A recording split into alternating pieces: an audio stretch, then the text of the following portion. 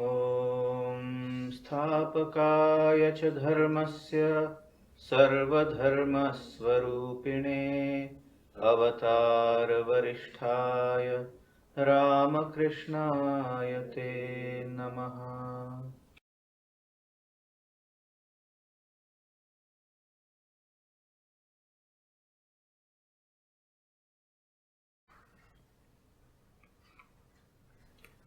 Dear friends, welcome back to the study of the Bhagavad Gita, chapter 4.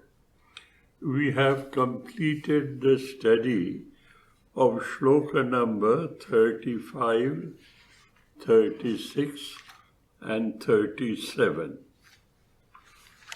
We are to study shloka number 38 and 39 today. Now, just a quick revision. On the 35th shloka, Sri Krishna has mentioned to us the climax, the apex of self-realization as far as it is possible by descriptive words. As I keep on telling you, that experience is experienceable but not describable. Because it cannot be described, it is beyond the capacity of words and thoughts, because the mind and the word has a limitation, and that experience is beyond the domain of mind. But words do have a capacity. The words, when we know and use properly, when we hear, it explodes, as it were. And in our science of grammar or philosophy of grammar, that particular capacity of a sound, known as a word, is known as phota, explosive. What does it mean? I'll explain to you. It has direct relevance to this study. I distinctly use a word which is known to all of us. Say, for instance, water. I pronounce it correctly and I speak out correctly. That sound goes and reaches your ear. That sound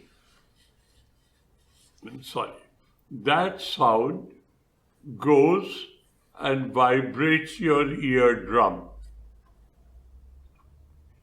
That vibration of the eardrum excites the nerves which are known as audio nerves or audio sensory nerves. That sensation of the nerve reaches that part of the brain which is equipped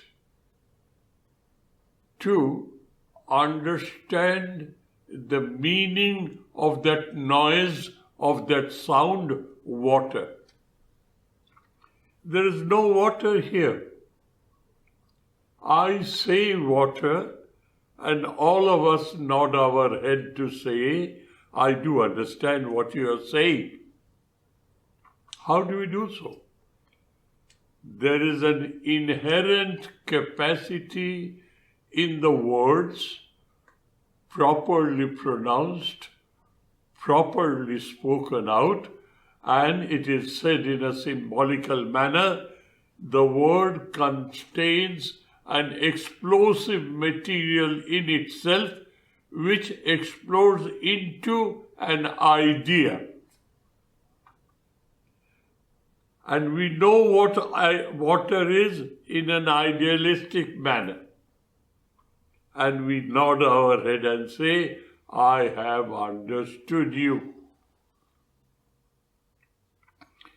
Now, this experiencing of the Absolute is an inward psychic process, which I keep on saying, and the scriptures say, it is swa-anubhava karanam. You can only experience it yourself. You cannot hand it over in a platter for you to see or to understand. But if you can choose words properly and use them correctly, thoroughly, properly, then that word will explode into an idea, and it will give you a direction which, if you follow, you will be able to develop that experience within yourself with the help of your words. As because we keep on speaking and interacting, we do not give ourselves a time or a chance to analyze what is happening. The word explodes into an idea, and that idea gives you an understanding of what is this word known as experiencing or swa-anubhava karanam, self-experiencing. In the 35th shloka, with this as a background, what does he say? He says, look, this knowledge which matures into experiencing. In a worldly example, I know by my eyes and object of vision, capacity of vision, this is a chair. It is a thing, an object on which a person can sit comfortably. And I go and sit there and experience the comfort of sitting on that chair. I am told it is a comfortable chair. That is my knowledge. Knowledge acts as a motivation. Rock solid, crystal clear knowing creates an unstoppable motivation. And it motivates to do something. I go and sit on that chair and I experience the comfort of that chair. That experience is exclusively mine. I can't share it today. I can say, oh, it's good, it's excellent, it's wonderful. But my feeling of that experiencing cannot be shared by anything else. So, intellectual conviction coming out of rationality, that intellectual conviction coming out of rationality should be rock solid, unshakable, crystal clear. As soon as it is unshakable and crystal clear, you are motivated automatically. It converts into a motivation. Motivation for what? To experience myself. And by proper guidance of God and Guru, you are in a position to experience that Swa Anubhava Karanam, self-evident experience. Here in the 35th shloka, in two lines, the first and the second line, the whole gamut of what is spiritual practice, where does it start from, and what is its climax, it is ultimate end, the apex of your experiencing is being mentioned. Judge Gyatva, knowing which, experiencing which, I've already told you, in Sanskrit, the word jnanam and there's another word vijnanam.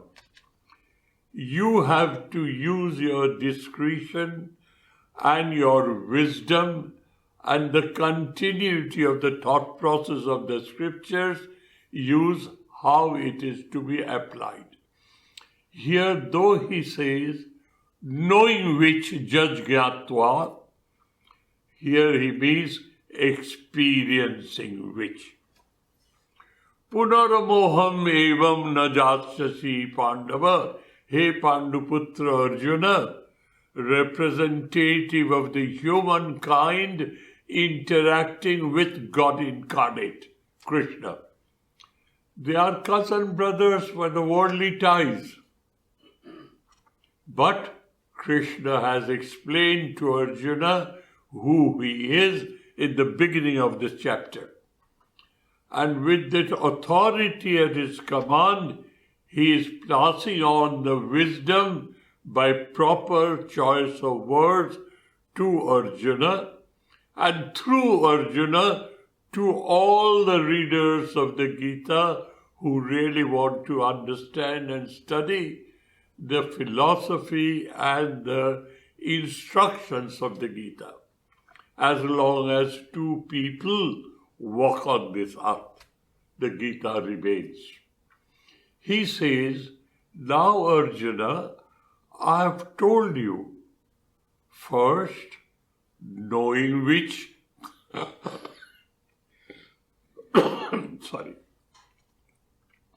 first, knowing which matures into understanding which further matures into experiencing which, punarmoham evam najatsasi. You will never, never, never be a victim of confused thinking or a delusion. Why? You have seen through the ball game. What is this ball game? What is this concept of moha? Moha means that which appears to be real, but on further scrutiny, it is no more real. It appears to be real, but on scrutiny, it is not real. As for instance, you are walking on the beach and you see a shining piece of element. And you think Australia is rich of all these minerals and etc. Is it a piece of silver? You are convinced it is a silver because it is shining like a silver. It tallies with your past experience of a silver. And you run to collect that silver. And when you pick it up, to your utter surprise, you find it to be shell of an oyster, shining like silver. It appears to be real silver. it motivated you to run towards it and to grab it. And on scrutiny, you find it is not silver, it is a shell of an oyster or an oyster. This is confusion, this is delusion for you. Now, in our day-to-day life, we live in this world. And the chair is real to me. The hall is real to me. Everything is real to me. I can hold it, I can touch it, I can smell it, taste it, hear it. I can do everything that I want. That is real. But I have forgotten the definition of what is real, what is unreal. What is the definition of reality? Trikala avadhita jnanam satyam. Standard definition. Reality is that which does not change itself, whether it is past time, whether it is present time, or it is future time, it remains the same. Time has no influence on it. So why do I sit here? It's quite a long time living.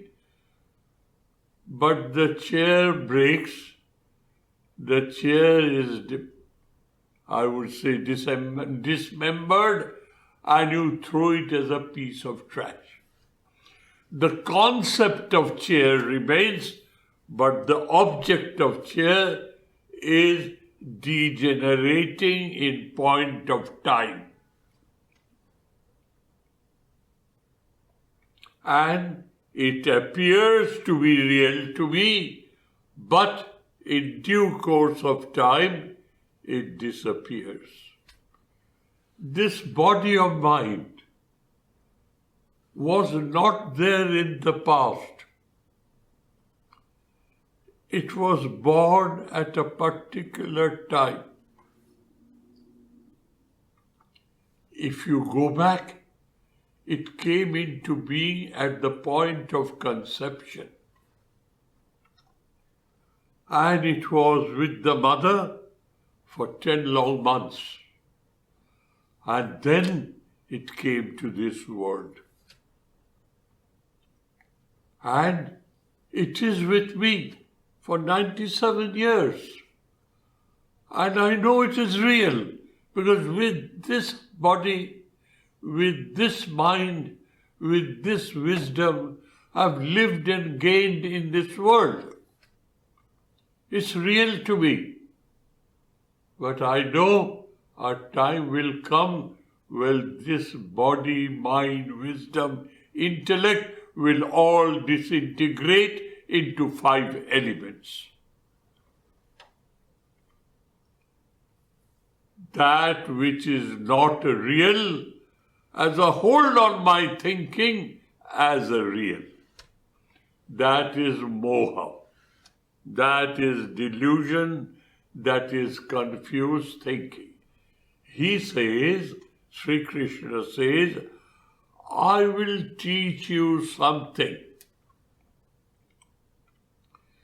That something, when you rationally understand it with rock solid, crystal clear conviction, that conviction will convert into an unstoppable motivation. And when you reach the goal through my instructions, you will be beyond all this, and you will never, never, never be a victim of such delusion. You will ever be standing on the majesty of your soul, the excellence of your being, the joy of being absolutely free, one with the divine. I will teach you that.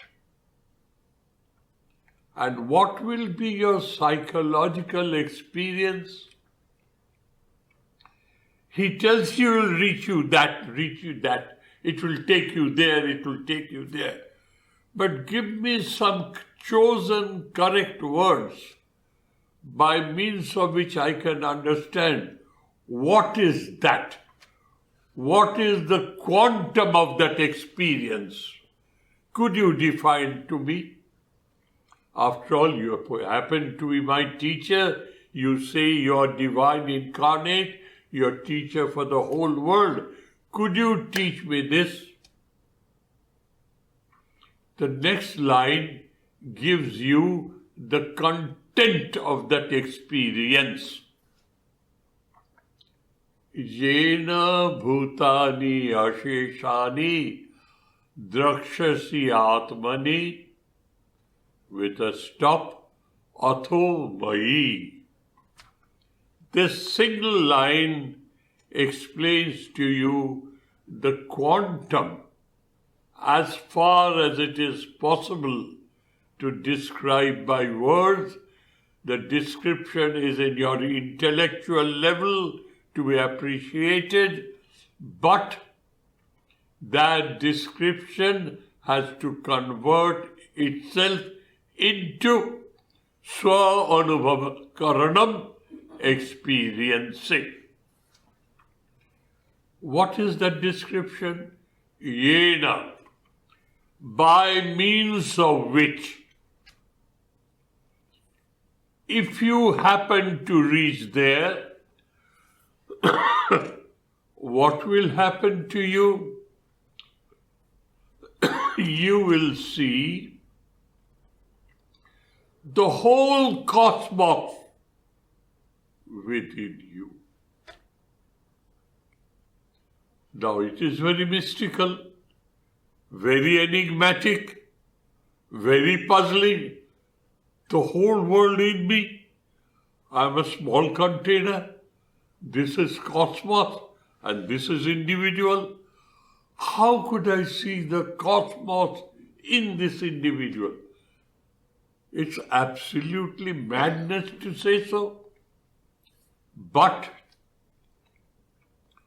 this says so. It has to be a bit analytical and properly understood. Let us spend time on that today. Let us not count the number of shlokas. Let us get into the content, the essence of spiritual wisdom.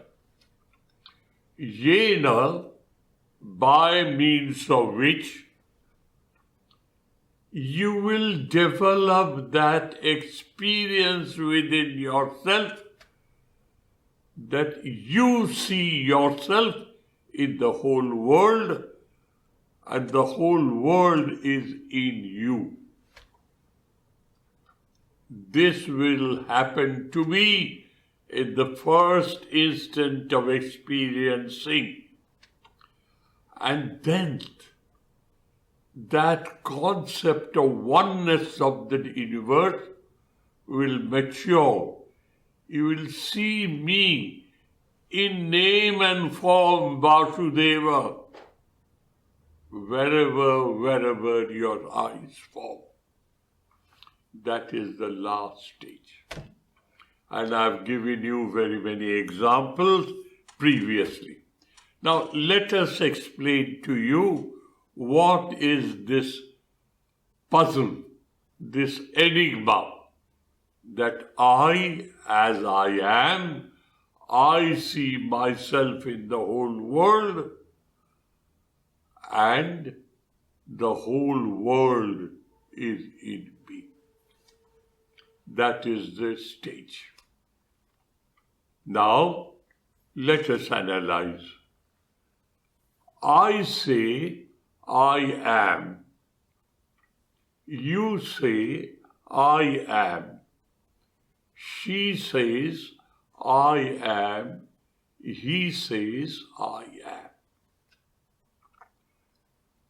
There are more than a quadrillion number of humans in this world. All around the globe, including every nook and corner. All of us say, I am. And because we are under a confused thinking, because we are under a delusion, whenever I say I am, I identify myself with this body-mind complex, and if I have to explain to you who am I pass on my passport to you and a sheet of papers known as my biodata or my curricular vitae. That's what I am for the worldly purposes. But how come all of us say, I am? So isn't it proper that we try and think who this I am is? Kohamasmi. Who is this I am? Who is this? And it's the highest common factor in all human society. So, each and every human being says, I am, and each and every human being says, the world is. Is. The chair is, the carpet is, the floor is, the table is, he is, she is. Isness. Grammatically speaking, when I think subjectively, I say I am. When I think objectively, I say that is. Amness and isness are the same. Subjectively speaking, grammatically I am, and grammatically the world is.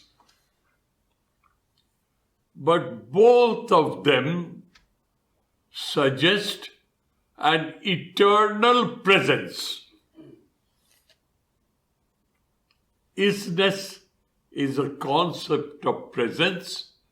Amness is a concept of presence. Satta, awareness of presence, awareness of existence. The difference is this existence, awareness of existence, is of long standing. It is beyond time, space, and causation. I am beyond time, space, and causation. I was born. I am dying. I is there at the start, at the end. Migration to the future comes from the past. I.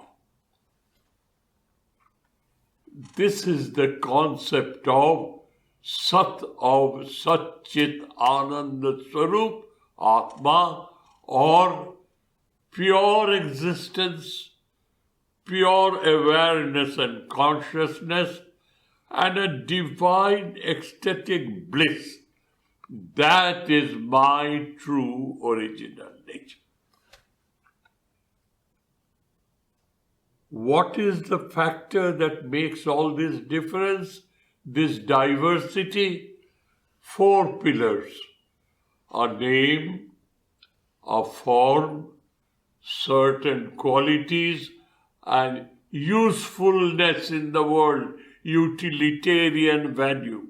Name, form, qualities, and utilitarian value.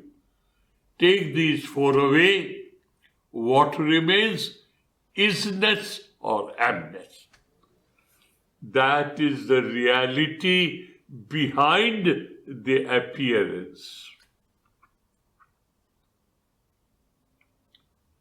If you can identify that reality as your true original nature, you have done it. And what is the end result of the game?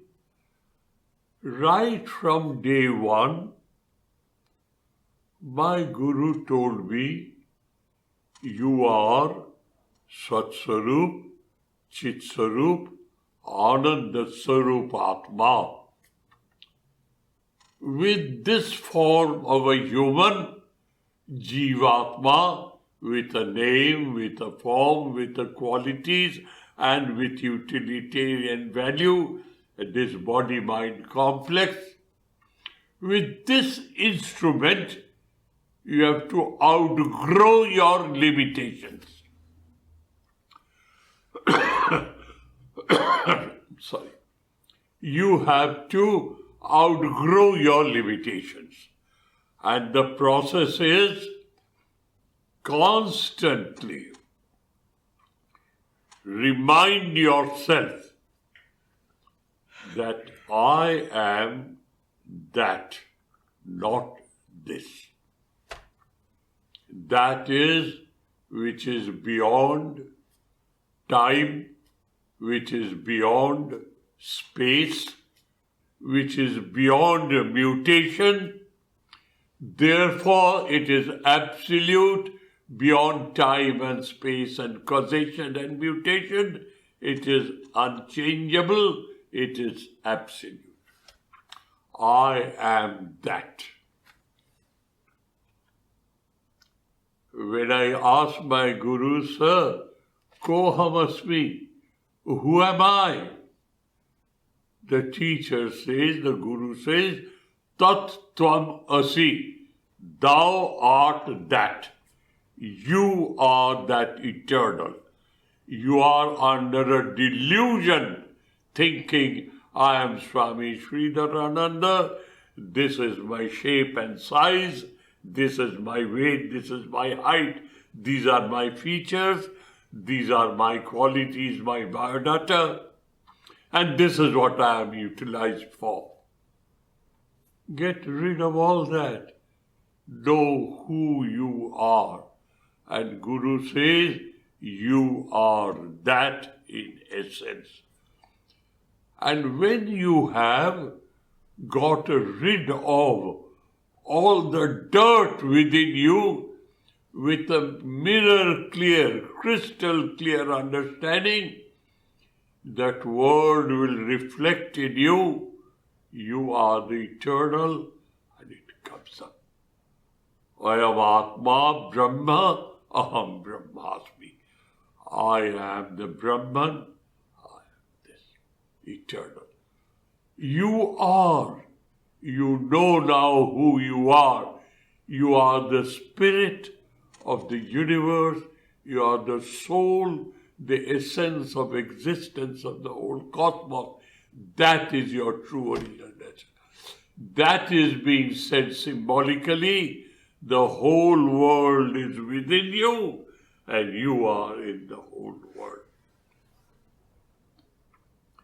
That is the example I gave to you when Swamiji told Professor Ram, who became Swami Ram Tirtha later on, under Swamiji's influence, that at that time when Swamiji went to Lahore on invitation to speak to the Lahore Government College students and staff, wristwatches were very rare commodity at that time.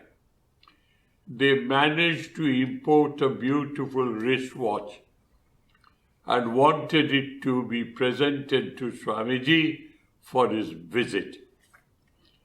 Swamiji took it at hand, gave it to Professor Ram and said, Ram, I will wear this wristwatch in that wrist. I will wear this wristwatch in that wrist. He has extended himself into particular person and he is everywhere. I gave you a description of Sri Ramakrishna also, an incident that is Atho Mai. When you have done this, to add a little spice and salt to your experience, to enjoy it further. What is that? I have, right from the beginning of my spiritual life, as thought as this figure of Sri Ramakrishna as Brahman itself. I have thought of him. How? I know what Brahman is by my experience, but I would like to make that absolute phenomenal in a form, in a name, with qualities and so on so, and without any selfish desire or expectation, we interact with each other. And instead of being aware of the absolute, I bring that absolute down into this shape and form, my beloved Ishtadev. I see him everywhere, and I gave you 2 examples. Let me repeat that again. One example is Sri Chaitanya Mahaprabhu, an avatar in his own right, about 700 years ago, born in a part of Bengal. He was an avatar in his own right. And at the fag end of his life, because he was at that state of Atho Mai, you see me everywhere. You see the whole world as a projection of myself. That is, I give you an example of Sri Ramakrishna. Water has no shape.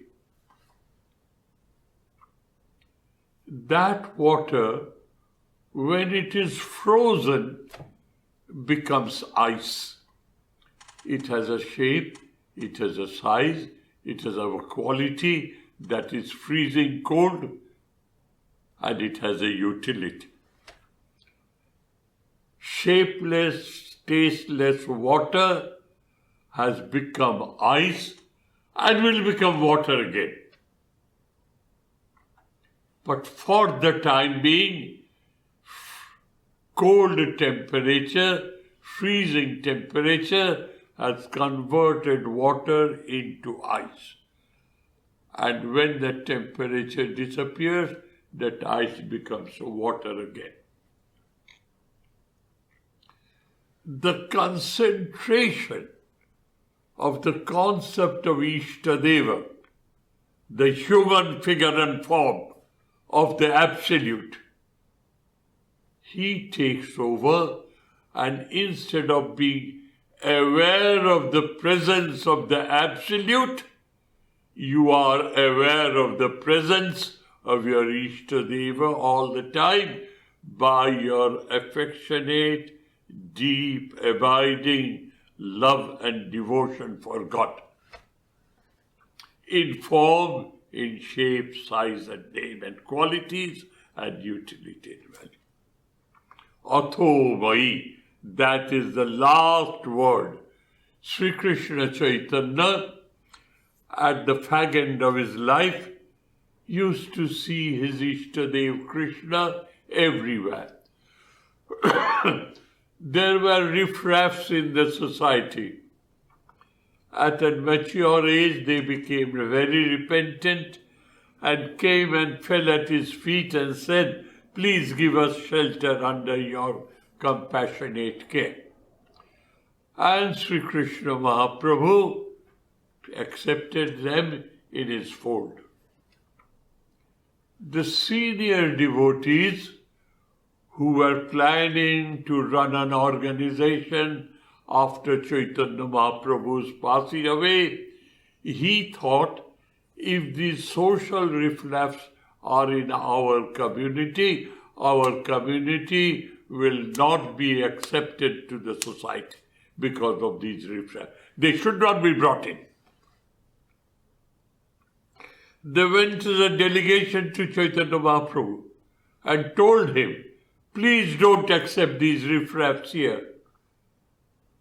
So he with great surprise asked them, whom do you call riffraffs? Who are riffraffs to you? Jatra jatra netra pade, wherever my eyesight falls, or whatever I see in this world, tatra, there and there, then and there. When and where, then and there. Krishna's Pure, I see Krishna in him, my Ishtadev, I see him there. Where is the concept of riffraff coming from? Atho Mai, that is the sublimest. This is Chaitanya Mahaprabhu's state. Look at Sri Ramakrishna.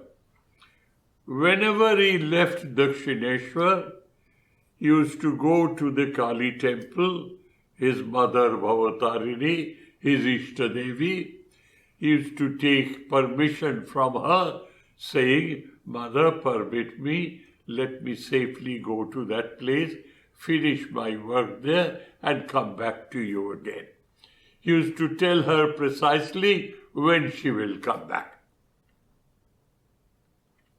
Good enough. One day he had to go to Calcutta. He was a bit late. M was accompanying him. He took leave of his mother in Dakshineshwar, in the Bhavatarini temple, and they sat in the coach. And on those days it was all horse-driven. He sat in the coach and he told him, we are a bit late. Ask the coachman to drive through the shortest distance. Unfortunately, the shortest distance has to go through a red light area. That is the locality where people of fallen virtues, girls of fallen virtues, ladies of fallen virtues, is to remain together in one area.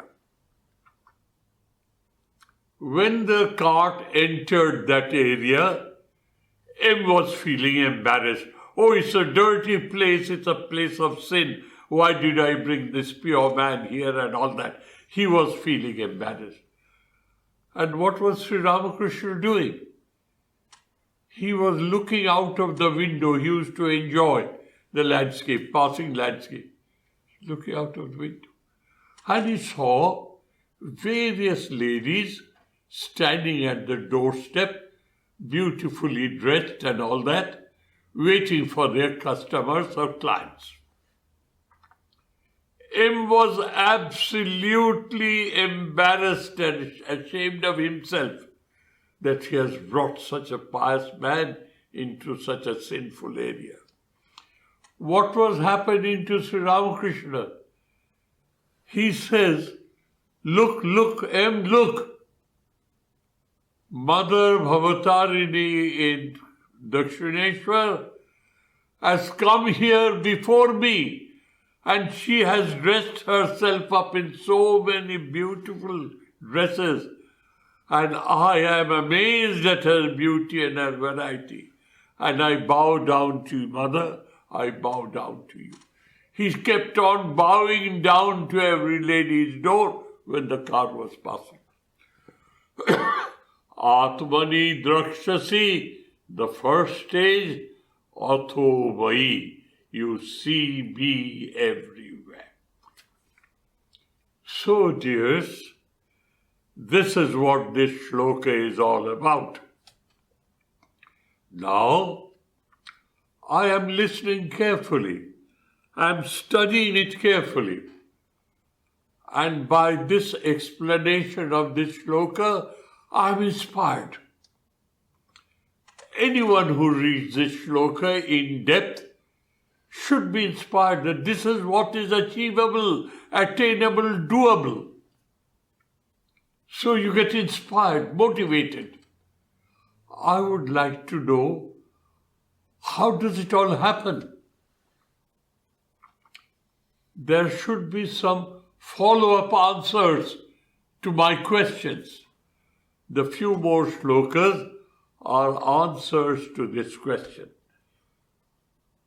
He says, firstly, though knowingly or unknowingly, the next shloka, number 36, though knowingly or unknowingly you have committed mistakes, errors, you can call them sins, which has taken you away from the goal. And you have committed the worst conceivable sin. Even then, the raft to take you across this ocean of life and death, the raft is that jnanam. Knowing full well, I have committed mistakes, I have done committed errors of life, I have been sinful. But I know my true original nature is that, and through all this world of experience, I have to go across this ocean of life and death to reach the other shore. And what takes me across the ocean? A raft, a float, which will never sink, and I'll be on it. What is that raft?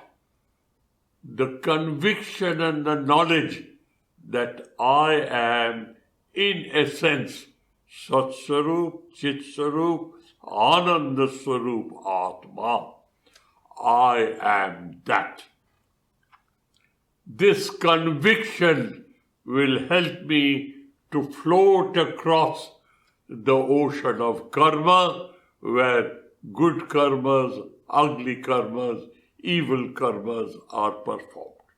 Excellent karmas are performed, and I suffer the results of those actions because I have in myself the awareness I am the doer.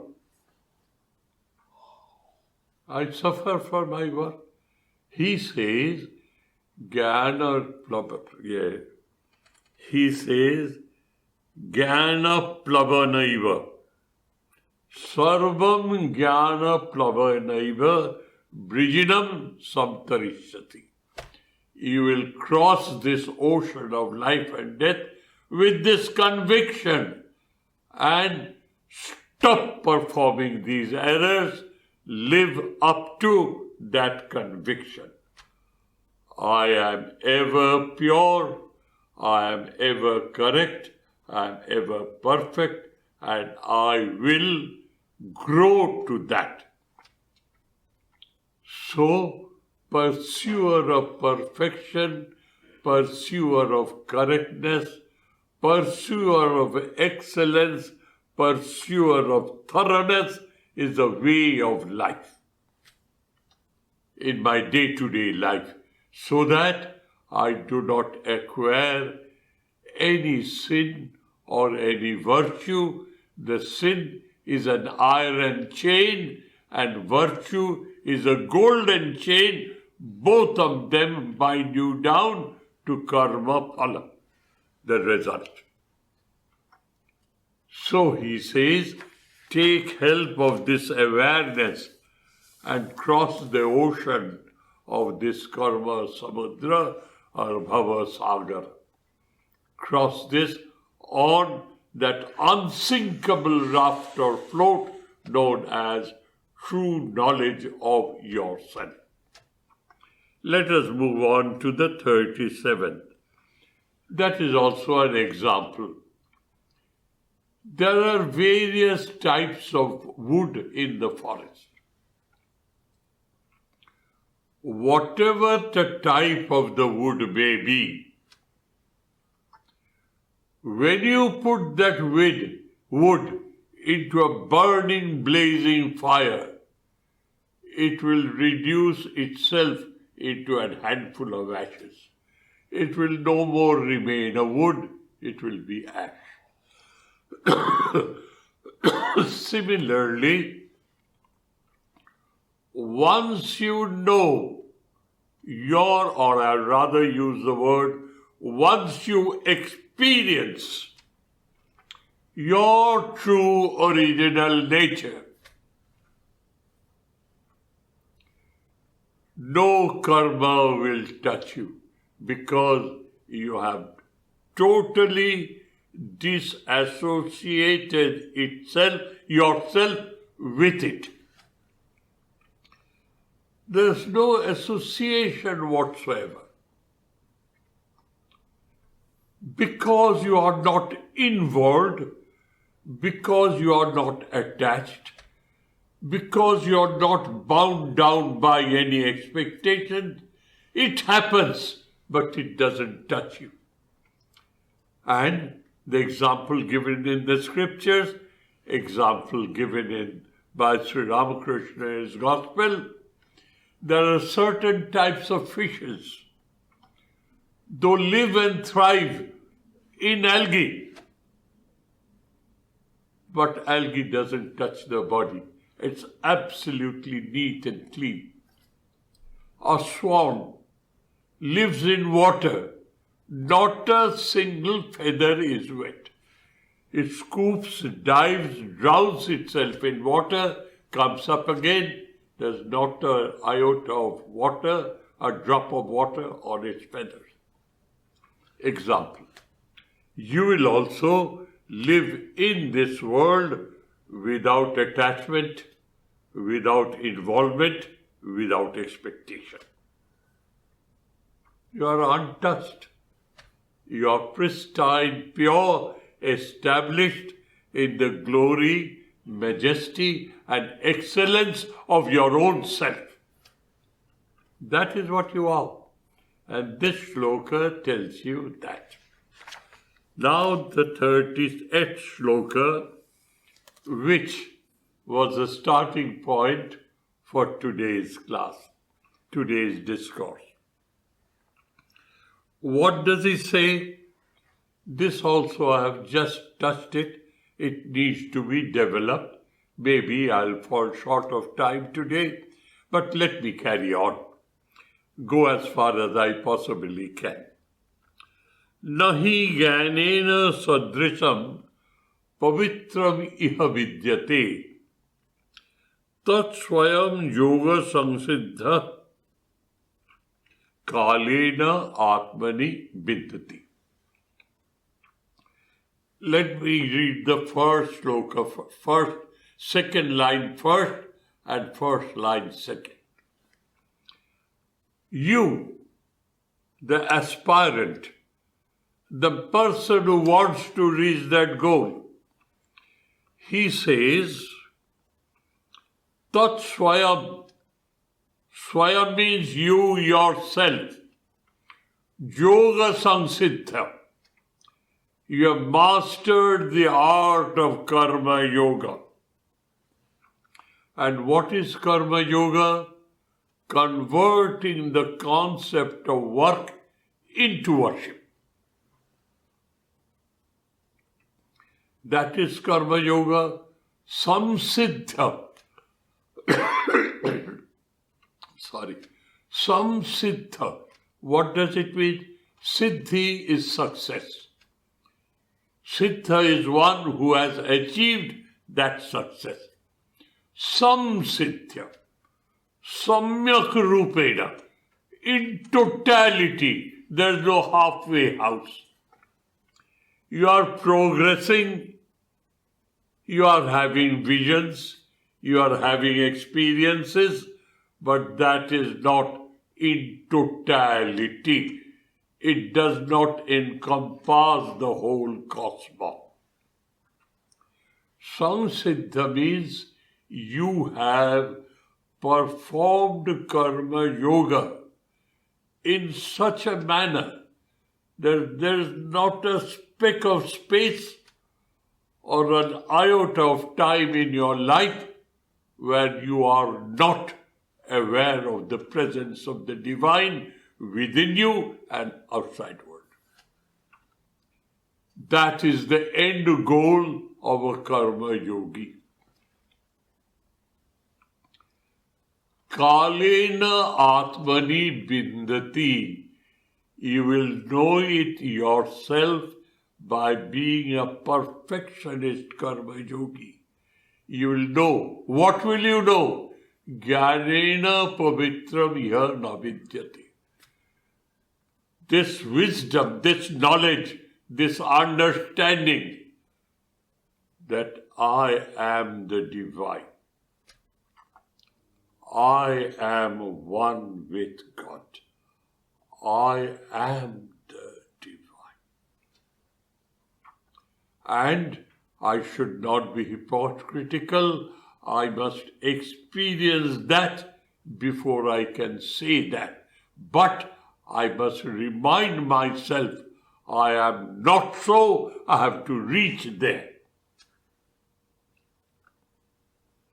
Nahi jnanena sadrisam pavitram iha vidyate. Iha, in this world of ours, there's nothing as purifier or as pure as this awareness of knowledge. I am the Absolute. I am the Atman. This is the knowledge. There's nothing more pure than that or purifier than this idea. I keep on purifying myself. How? I've converted the concept of egocentric activity into divine-centric worshipping. Karma yogi. Tat swayam, you yourself, by being totally successful in the practice of karma yoga, kalena atmani bindati. In due course of time, you will reach there and know what you are speaking, experience what you are talking about. This is the essential teaching of shloka number 38. Having heard this, it comes to my mind, how do I reach there? Is it reachable? If so, how do I reach there? The answer to the question that arises in our mind while reading the shloka, Sri Krishna, as an excellent teacher, reads your mind, knows this statement of mine will arise this question, will raise this question in the student's mind.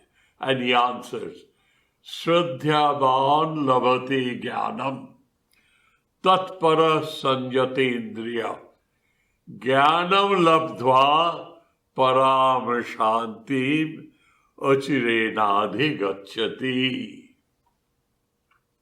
He says, look, a boy or a lady, a young man or a young lady who is desirous of achieving that, he must be Shraddhyavan, he must be Tatpara, he must be Sanjata Indriya.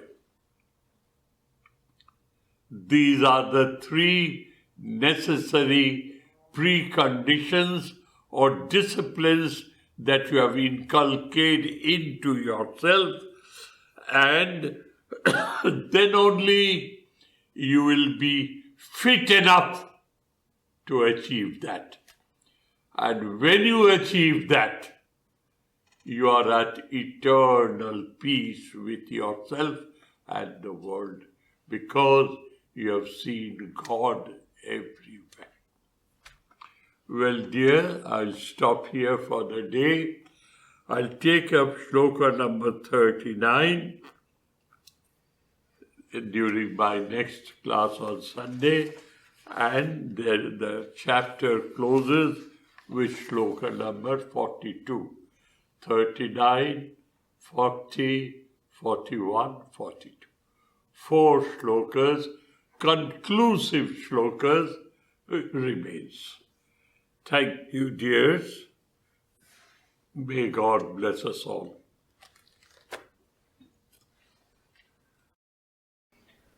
Om Shanti Shanti Shanti Harihi Om Tat Sat Shri Ramakrishna